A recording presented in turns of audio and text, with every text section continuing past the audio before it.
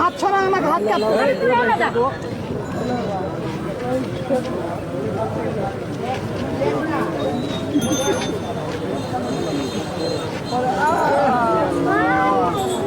যে পিছনে যে ফ্ল্যাটটি লক্ষ্য করছেন, এই ফ্ল্যাটে বসবাসকৃত একজন দারোয়ানকে গেট খুলতে দেরি হয় সড়ক ও জনপথ বিভাগের সাবেক ইঞ্জিনিয়ার মফিজুল ইসলাম জোরপূর্বক তার উপরে গাড়ি তুলে